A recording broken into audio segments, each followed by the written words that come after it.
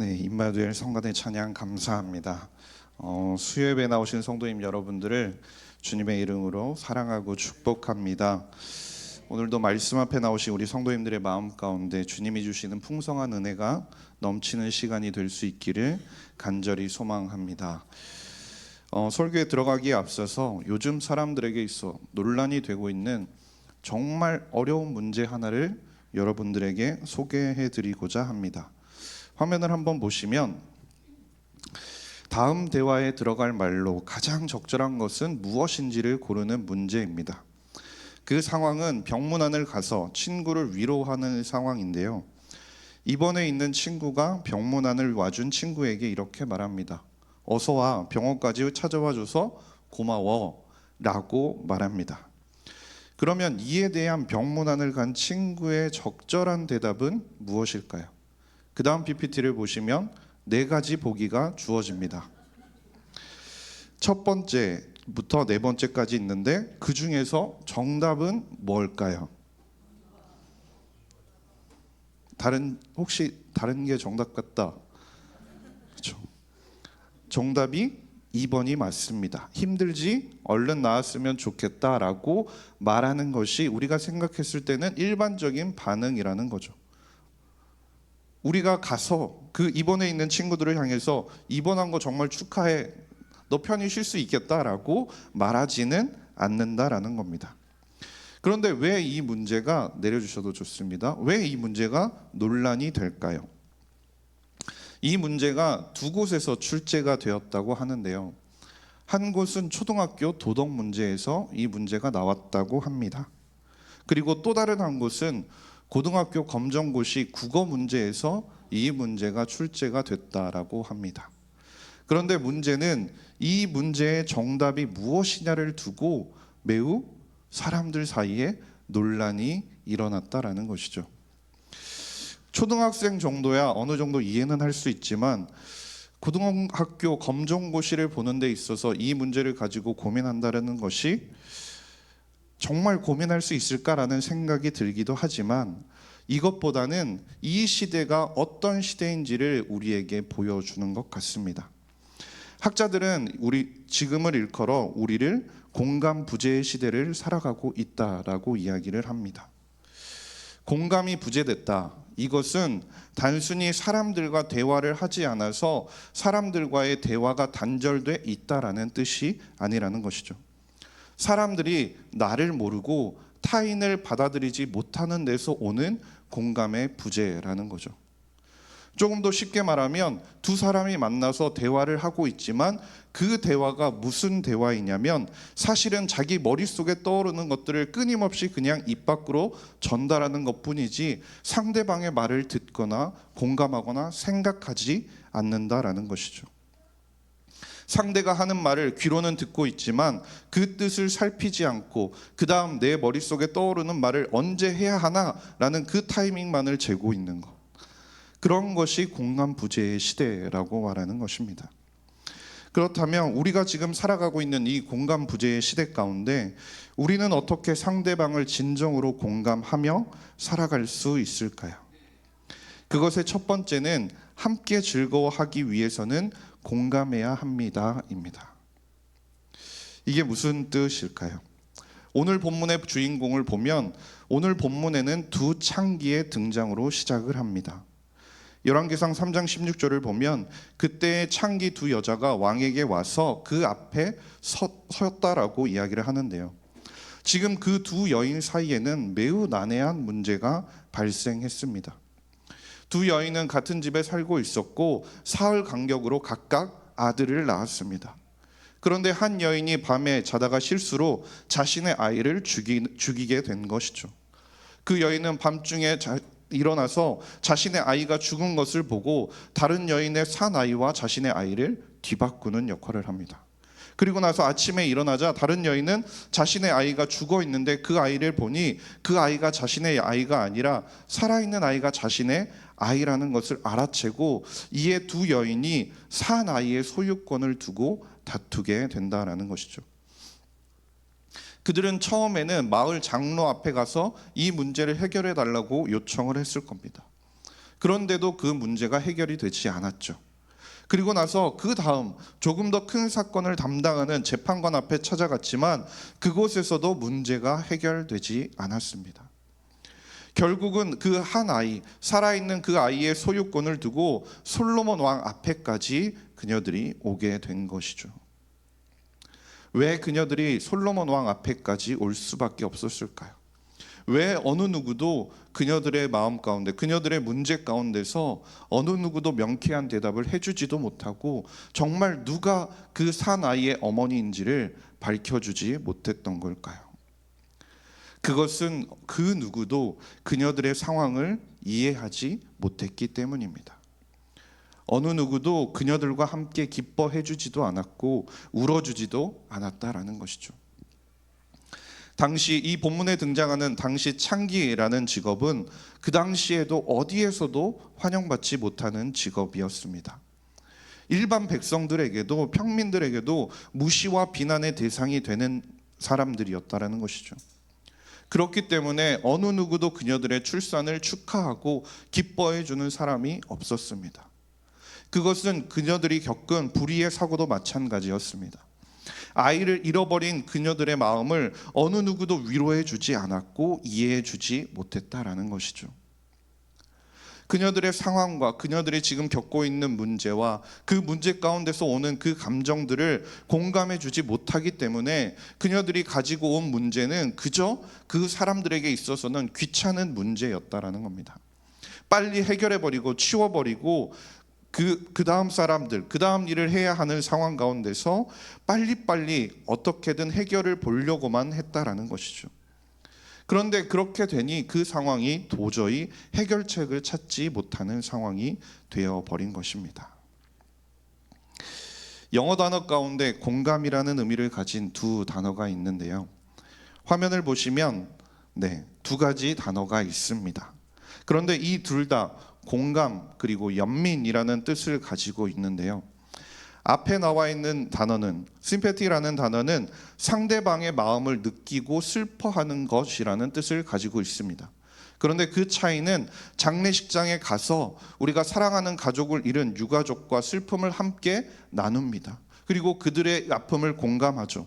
그렇지만 장례식장을 나오면서 그 감정들을 모두 다 잃어버린다라는 것이죠. 뒤에 나오는 단어는 더 강력한 공감입니다. 슬픔을 당한 사람들의 슬픔이 곧 나의 슬픔이 되는 것이죠. 장례 기간 내내 유족들과 함께 슬퍼하며 자신의 마음과 감정이 상대방에게 더 깊이 다가가는 공감을 말하는 것입니다. 결국 둘의 차이가 무엇입니까? 내려주셔도 좋습니다. 감정의 깊이의 차이라는 것이죠.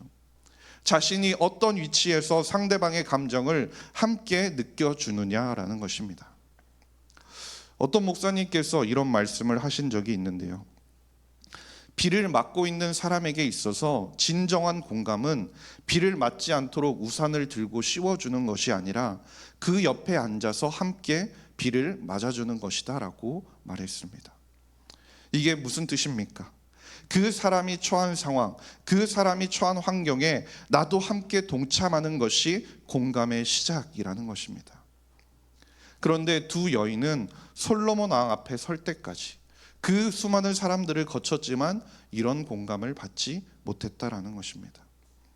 주변 사람들도 그리고 장로들도 재판관들도 그저 자신들의 위치에서 그저 안타깝게 됐네라고 생각하기만 할 뿐 그 문제를 빨리 해결하고 싶다라는 생각이 그들의 머릿속을 지배했던 것입니다. 반면에 성경 인물 가운데 우리가 잘 아는 느헤미야는 하나님께서 원하시는 이 공감의 모습을 보여주었는데요. 느헤미야 1장 2절에서 4절 말씀인데요. 우리 2절에서 4절 말씀을 함께 읽도록 하겠습니다. 시작. 내 형제들 가운데 하나인 하나니가 두어 사람과 함께 유다에서 내게 이르렀기로 내가 그 사로잡힘을 면하고 남아있는 유다와 예루살렘 사람들의 형편을 보른즉 그들이 내게로 이르되 사로잡힘을 면하고 남아있는 자들이 그 지방 거기에서 큰 환난을 당하고 능욕을 받으며 예루살렘 성은 허물어지고 성문들은 불탔다 하는지라. 내가 이 말을 듣고 앉아서 울고 수일 동안 슬퍼하며 하늘의 하나님 앞에 금식하며 기도하여. 아멘. 느헤미야는 그 형제들 가운데 하나인 하나니로부터 유다와 예루살렘 사람들의 형편을 들었습니다. 그들이 큰 환난을 당하고 능욕을 받으며 지금 예루살렘 성은 무너지고 성문들이 불에 탔다라는 소식이었습니다. 그리고 느헤미야는 그 소식을 듣고 앉아서 수일 동안 슬퍼하며 울었다라고 말씀하죠. 그런데 느헤미야는 당시 페르시아 제국의 고위 관리로 재직하고 있었습니다. 그 자리는 매우 안정적이고 성공이 보장된 자리였다라는 거죠. 게다가 예루살렘의 상황이 안타깝기는 하지만 자신이 직접적으로 피해를 본 것도 아니고 자신의 가족들이 고통을 당하고 있는 것도 아니었습니다. 그러나 그는 자신의 민족인 이스라엘 백성들이 고통당한다라는 것을 듣고 자신도 동일하게 그 아픔을 느끼며 애통함을 느끼며 수일 동안 슬퍼하며 금식하며 기도했다라는 것이죠.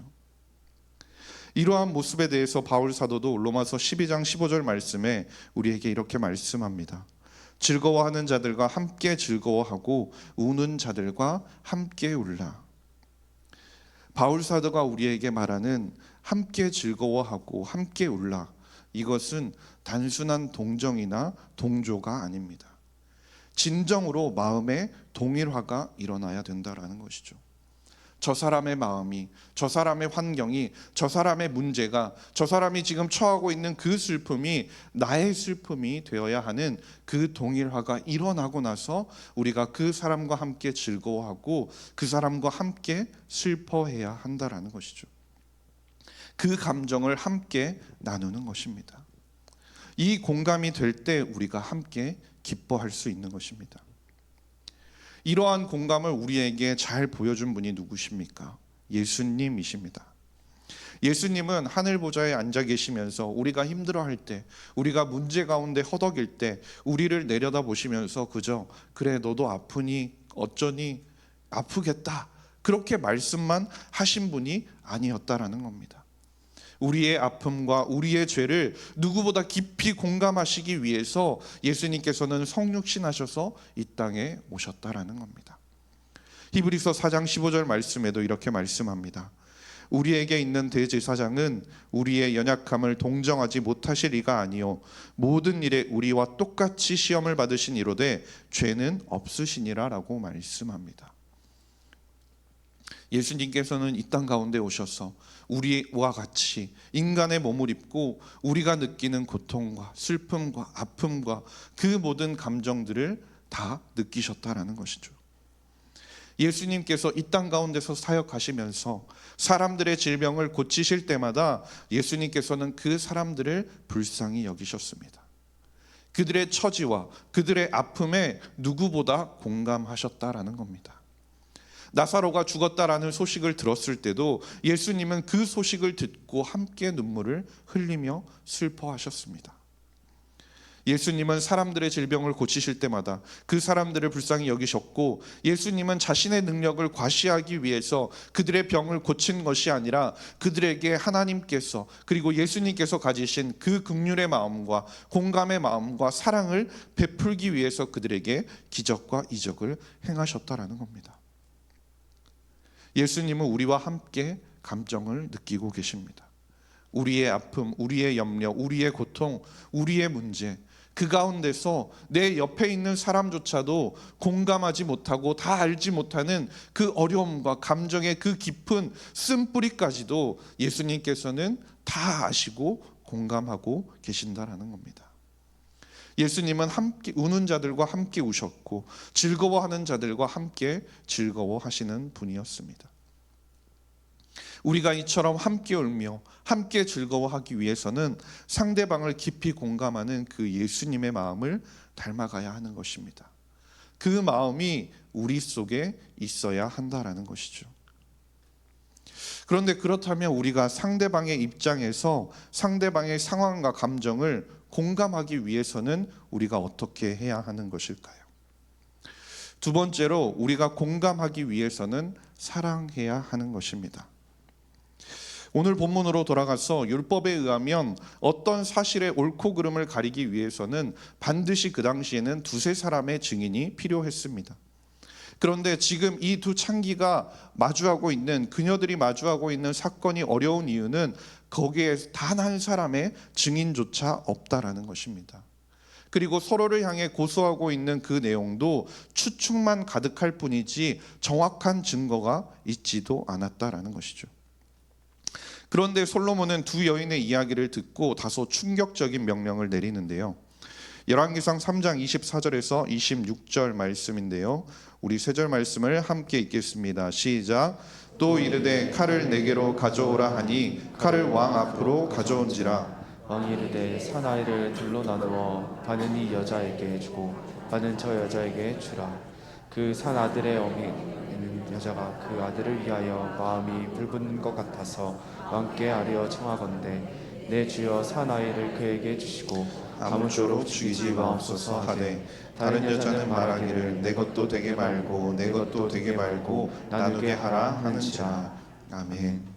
솔로몬은 지금 살아있는 아이를 둘로 나눠 반씩 주라고 이야기합니다.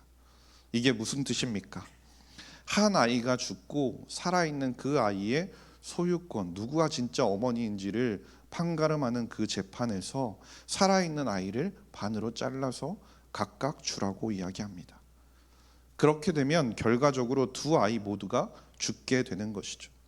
재판이 거기서 종결이 될 수는 있지만 두 여인은 모두 자녀를 잃어버리게 되는 상황에 처하게 되는 것입니다. 그런데 여기서 두 여인의 반응은 너무나 달랐습니다. 한 여인은 내 것도 되게 말고 내 것도 되게 말고 나누게 하라라고 이야기합니다. 솔로몬의 판결을 그대로 시행할 것을 주장하는 것이죠.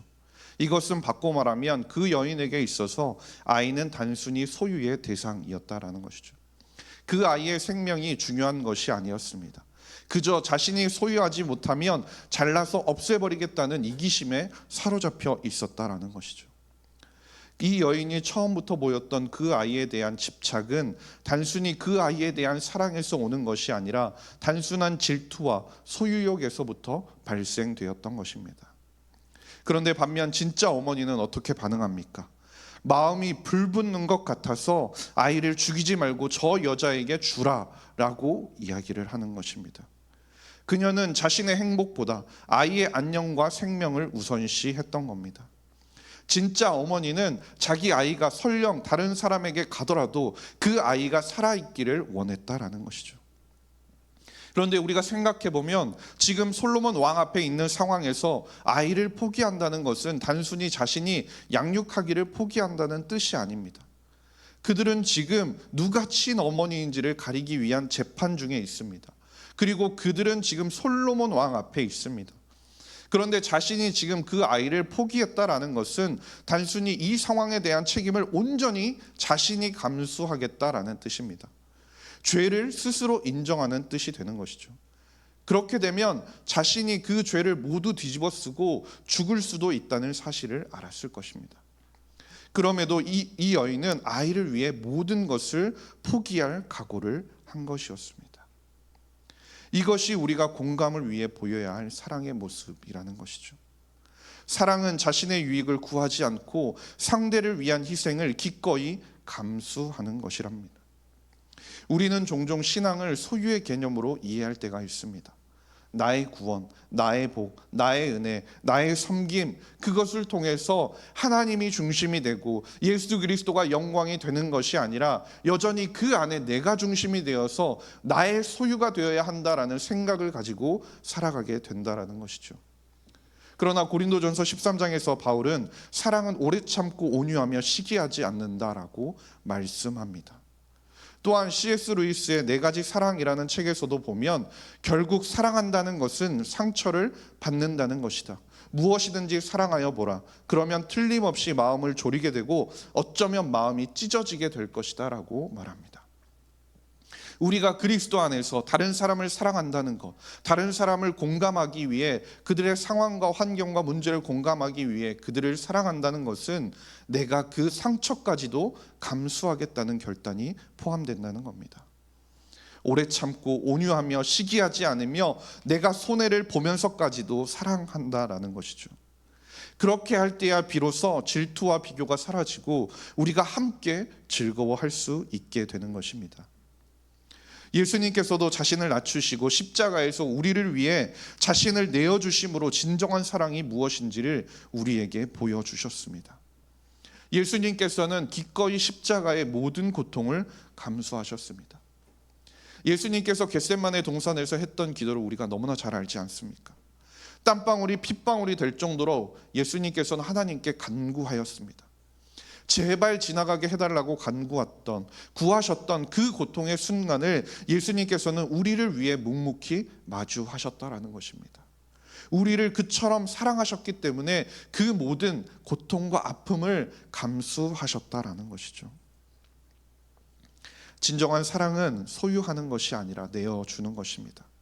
내가 가진 것을 놓고 상대방의 행복과 안녕을 위해 자신을 희생할 때 우리는 예수님의 사랑을 실천하게 되는 것입니다. 그리고 그 일들을 통해 그 안에 하나님의 기쁨이 충만하게 되는 것입니다. 빌립보서 2장 3절과 4절 말씀에도 이렇게 말씀합니다. 아무 일에든지 다툼이나 허용으로 하지 말고 오직 겸손한 마음으로 각각 자기보다 남을 낮게 여기고 각각 자기 일을 돌볼 뿐더러 또한 각각 다른 사람들의 일을 돌보아 나의 기쁨을 충만하게 하라. 내가 다른 사람을 위해 내어주는 것, 내가 다른 사람을 위해 희생하며 헌신하며 보여주는 그 사랑을 통해 예수 그리스도의 기쁨이 충만해진다라는 것입니다. 우리는 성경을 보면서 이 솔로몬의 지혜 그리고 두 창기의 그 일들을 우리가 본문을 통해서 접하면서는 우리가 누가 진짜 어머니인지를 이미 알고 있는 상황에서 말씀들을 보게 됩니다. 그러나 당시 상황에서는 솔로몬 앞에 선 두 명의 여인 중에 누가 진짜 살아있는 아이의 어머니인지 아무도 몰랐고 알 길도 없었다라는 것이죠. 그러나 솔로몬의 명령과 동시에 자신이 희생하며 헌신하는 사랑의 모습을 보여준 그 여인의 태도가 결국은 누가 진정한 그 아이의 어머니인지를 나타내게 되었다라는 것이죠. 이것은 교회에서도 마찬가지입니다. 우리가 속해 있는 공동체에서도 마찬가지입니다. 누가 교회를 위해, 누가 공동체를 위해 더 헌신하고 희생하고 그 사랑을 보여주느냐에 따라서 진정한 영적인 어머니가 누구인지를 우리가 알게 되는 것입니다. 그리고 그 사랑을 통해 우리가 온전히 공감하며 우리가 그 안에서 함께 즐거워할 수 있게 된다라는 것이죠. 그렇다면 이처럼 헌신과 희생이 바탕이 되는 사랑을 우리가 어떻게 할 수 있게 될까요? 세 번째는 우리가 사랑하기 위해서는 하나님의 은혜가 필요하다라는 것입니다. 두 여인의 이 재판은 증인도 증거도 없었습니다. 살아있는 한 아이가 있기는 했지만 말도 못하는 갓난아이가 증인이나 증거로 채택될 수가 없었습니다. 그런 상황에서 솔로몬이 제안했던 아기를 둘로 나누어 각자 반씩 나눠주라 라는 말은 겉으로 보기에는 매우 잔인하게 느껴질 수 있습니다. 그러나 솔로몬이 말한 그 방법이야말로 진정 어머니의 마음을 드러내기 위한 방법이었습니다. 솔로몬은 지혜로 두 여인의 마음을 읽어냈고 진정으로 사랑을 드러내는 방법을 찾아냈던 것이죠. 그런데 이 솔로몬의 지혜가 어디에서 온 것입니까? 그가 이처럼 할 수 있었던 이유가 어디에 있었습니까? 하나님께서 솔로몬에게 주신 하나님의 은혜 때문이었다라는 겁니다. 열왕기상 3장 8절과 9절 말씀인데요. 우리 두 절 말씀을 함께 읽도록 하겠습니다. 시작. 주께서 택하신 백성 가운데 있나이다. 그들은 큰 백성이라 수요가 많아서 셀 수도 없고 기록할 수도 없사오니 누가 주의 이 많은 백성을 재판할 수 있사오리까? 듣는 마음을 종에게 주사 주의 백성을 재판하여 선악을 분별하게 하옵소서. 아멘. 솔로몬은 하나님께 자신에게 맡기신 백성들을 잘 다스릴 수 있도록 듣는 마음을 달라고 했습니다.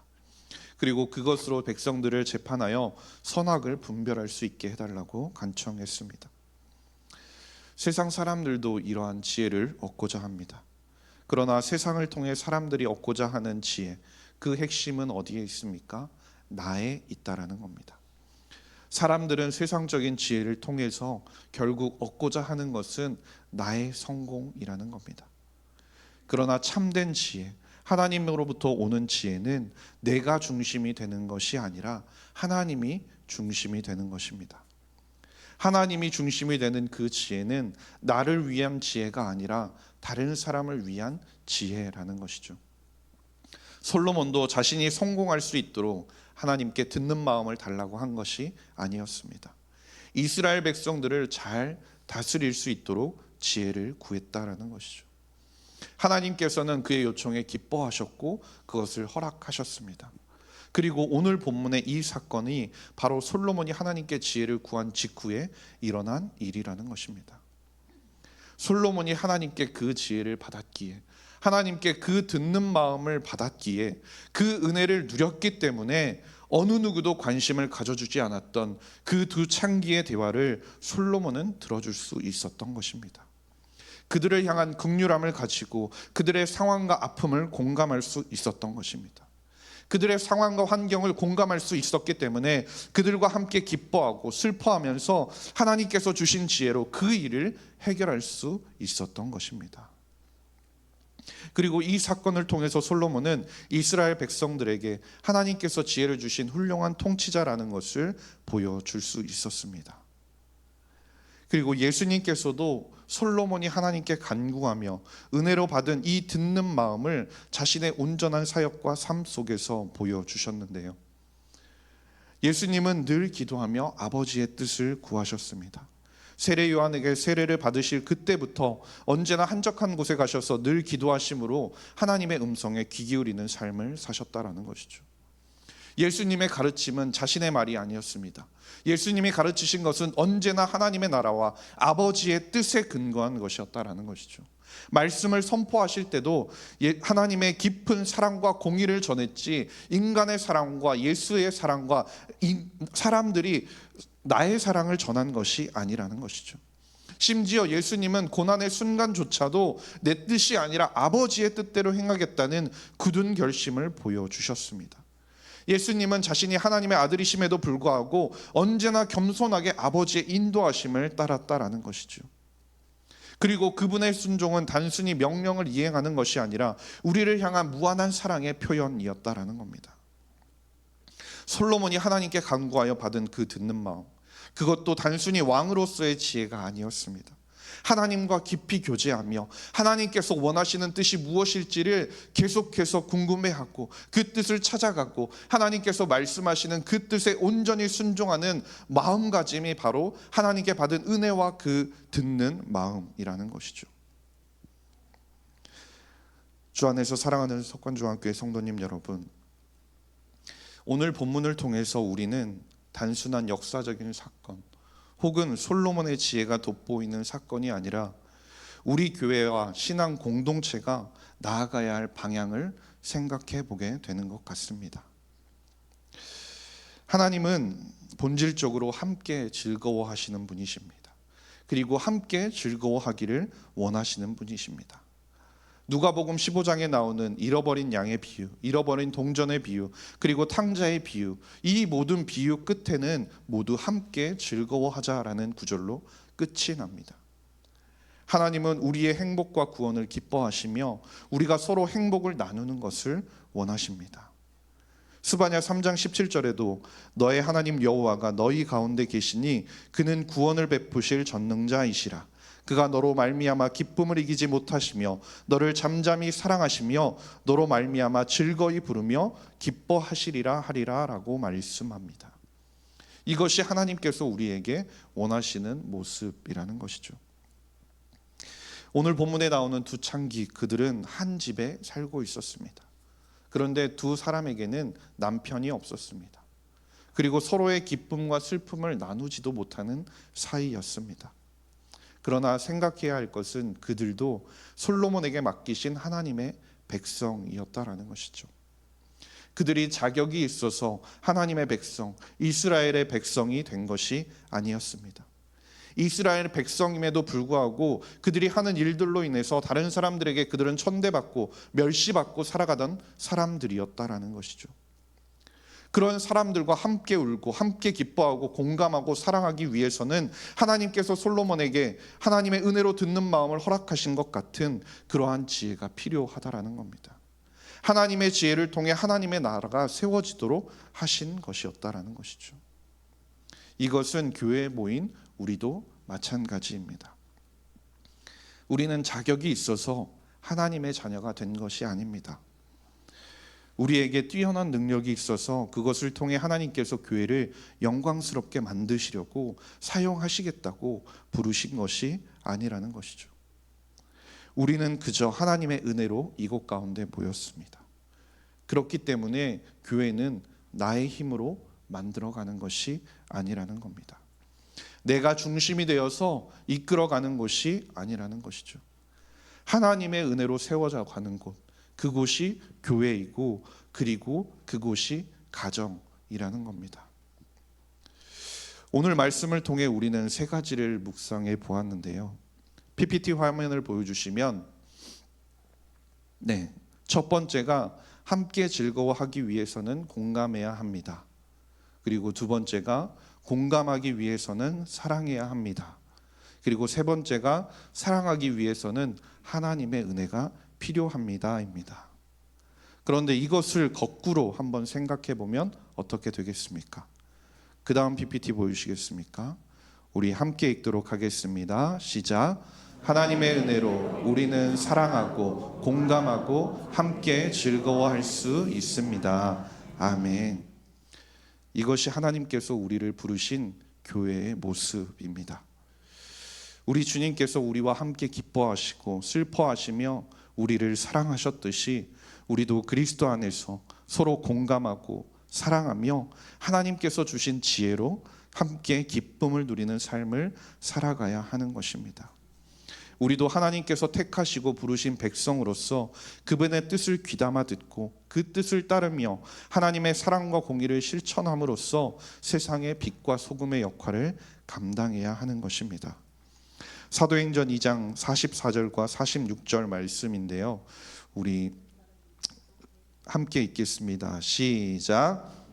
사람이 다 함께 있어 모든 물건을 서로 통용하고 또 재산과 소유를 팔아 각 사람의 필요를 따라 나눠주며 날마다 마음을 같이하여 성전에 모이기를 힘쓰고 집에서 떡을 떼며 기쁨과 순전한 마음으로 음식을 먹고. 아멘. 하나님께서 주신 지혜로 하나님께서 주신 은혜로 나의 것을 나누고 타인의 필요를 채워주며 서로의 기쁨과 슬픔을 나누는 공동체, 이런 공동체를 통해 하나님의 나라가 이 땅에 이루어지는 것입니다. 그런데 하나 더 생각해 보면 이와 마찬가지로 하나님, 내 힘과 내 의지로만으로는 새벽마다 기도의 자리에 나오려고 한다면 그건 너무나 어려운 일이 됩니다. 내 노력과 열심으로 매일 자리에 앉아 큐티책을 펴는 것, 그건 큐티책을 펴러 가는 그 발걸음조차도 매우 어렵습니다. 낯선 사람의 거절, 그로 인해서 내가 민망해지는 상황 등을 고민하고 걱정하면 전도는 엄두도 낼 수 없는 겁니다. 그러나 우리가 기억해야 할 것, 오늘 말씀을 통해 우리가 기억해야 할 것이 무엇입니까? 나는 할 수 없지만 하나님께서 함께 하시면 할 수 있다라는 겁니다. 주님, 나에게 은혜를 더하시고 듣는 마음을 더하시사 형제를, 이웃을, 내 앞에 있는 그 한 영혼을 사랑할 수 있도록 도와주십시오. 그들과 눈을 맞추며 공감할 수 있도록 도와주십시오. 슬픔에 함께 울고 기쁨에 함께 기뻐할 수 있는 우리가 되게 해주십시오. 그것이 우리의 기도의 제목이 되기를 간절히 소망합니다. 우리가 나의 능력으로는 할 수 없음을 인정하고 주님의 은혜를 간구하며 나아갈 때 하나님께서 주시는 지혜와 능력으로 먼저는 나 자신이, 그리고 우리가 속한 가정과 우리가 속한 교회가 하나님의 마음을 누구보다 시원케 해드리는 주님의 공동체로 세워져 갈 수 있기를 주님의 이름으로 간절히 소망합니다. 이 시간 우리 함께 찬양하고 기도하겠습니다.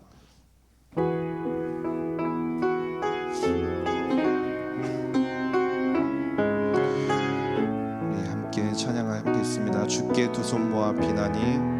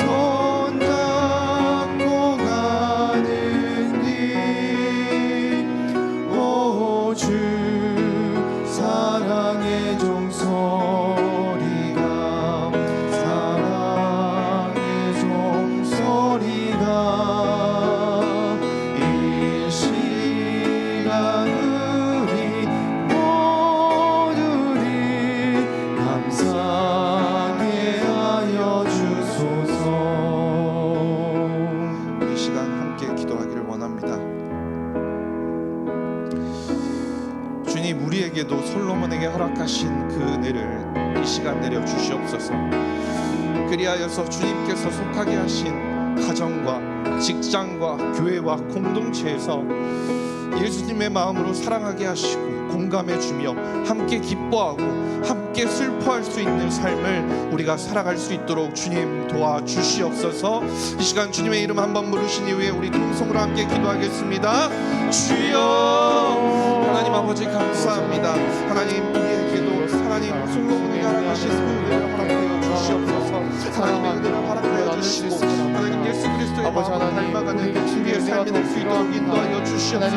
하나님, 그리하여서 주님께서 속하게 하신 가정과 직장과 교회와 공동체 안에서 예수님의 마음으로 우리가 사랑하게 하시고 예수님의 마음으로 공감해 줄 수 있도록 인도하여 주시고 하나님, 그들의 상황과 환경과 슬픔과 걱정과 고민이 하나님 그 문제들 가운데 하나님 그 문제가 나의 문제이고 그 문제가 그 아픔이 나의 아픔임을 하나님 공감하고 함께 기뻐하고 함께 슬퍼할 수 있는 하나님 주님의 예수 그리스도를 사랑할 수 있도록 인도하여 주시옵소서.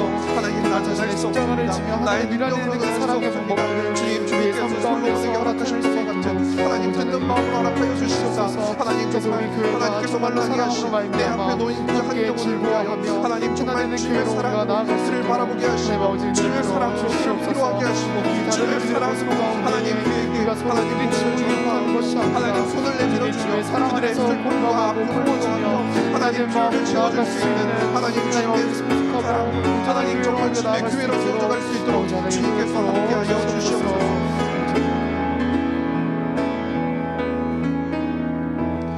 하나님 아버지 감사합니다. 오늘도 우리를 예배의 자리에 불러주심에 감사드립니다. 우리는 주님의 은혜가 아니면 아무것도 할 수 없음을 고백합니다. 우리에게 은혜를 더하여 주시사 듣는 마음을 주시고 하나님의 뜻에 순종하는 지혜를 허락하여 주시옵소서. 주님이 주신 마음으로 내 앞에 있는 한 영혼을 사랑하게 하시고 눈을 맞추며 공감할 수 있게 하여 주시옵소서. 함께 울고 함께 웃으며 주님의 귀한 공동체를 세워가는 모든 성도님들이 되게 하여 주시옵소서. 감사드리며 모든 말씀 우리 구주 예수 그리스도의 이름으로 기도드렸습니다. 아멘. 귀한 말씀